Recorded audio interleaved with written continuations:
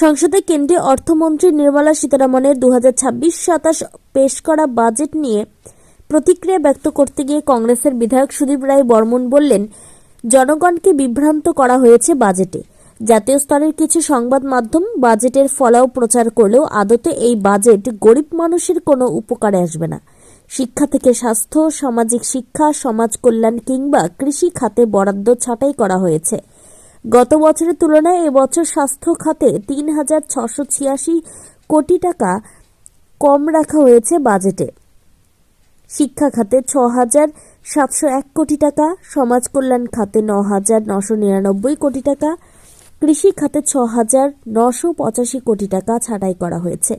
উত্তর পূর্বাঞ্চলের উন্নয়নে আগে যে বরাদ্দ করা হতো তার চাইতে কম বরাদ্দ করা হয়েছে এবারের বাজেটে। ত্রিপুরা থেকে বিক্রম কর্মকারের report, crime press, Bengal news. না, বাজেট নিয়ে প্রতিক্রিয়া বলতে বাজেট প্রতি বছরই হয়।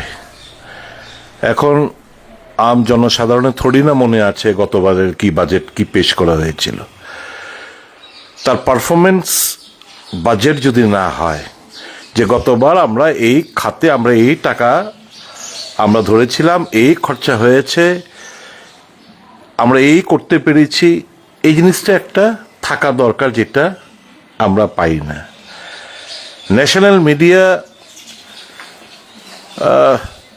জনগণকে বিভ্রান্ত করার জন্য যা যা করে বেড়াচ্ছে দীর্ঘ 11 বছর ধরে, আজও করে বেড়াচ্ছে।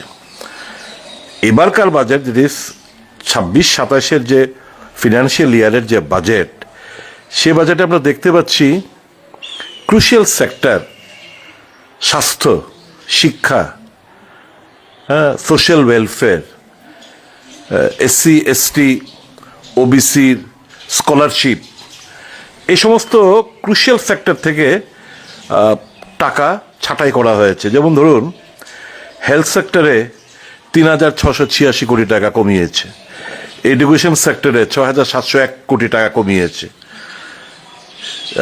সমাজ কল্যাণে 9,999 কোটি টাকা কমিয়েছে, এগ্রিকালচারে 6,985 কোটি টাকা কমিয়েছে। তারপর এবং সবচেয়ে বেশি আমাদের যে north eastern reason, development of north eastern reason, এখানে প্রায় 1,436 কোটি টাকা কমিয়েছে। জল জীবন মিশনের, ন্যাশনাল ড্রিঙ্কিং ওয়াটার মিশন, প্রায় 50,000 কোটি টাকা কমিয়েছে। PM আবাস যোজনা 3,200 কোটি টাকা কমিয়েছে।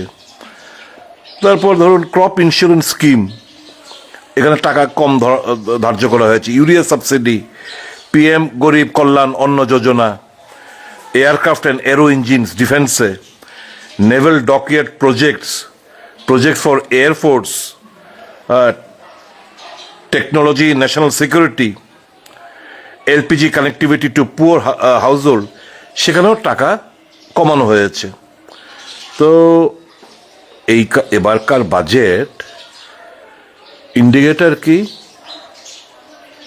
বাজেট ঘোষণার সঙ্গে সঙ্গেই সেন্সেক্স, নিফটি সমস্ত কিছু ধস নেমেছে, এগুলো হচ্ছে ইন্ডিকেটর।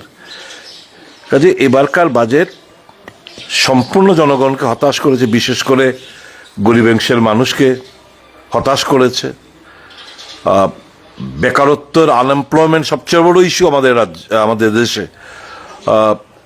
এমপ্লয়মেন্টের স্কোপ কোথায়, এই বাজেটে আমরা রিফ্লেকশন পাচ্ছি না।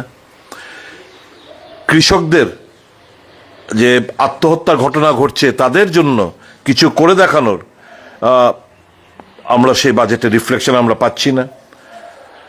এবং এই যে লো রেভিনিউ রিসিপ্ট, এটাই প্রমাণ করে যে আমাদের অর্থব্যবস্থা, তার মধ্যে একটা স্লো ডাউন এসে পড়েছে।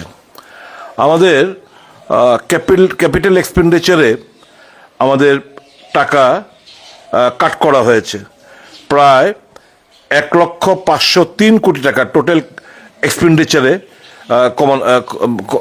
কমিয়েছে।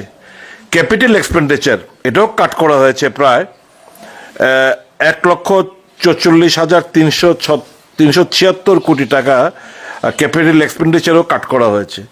তো সর্বোপরি আগামী দিন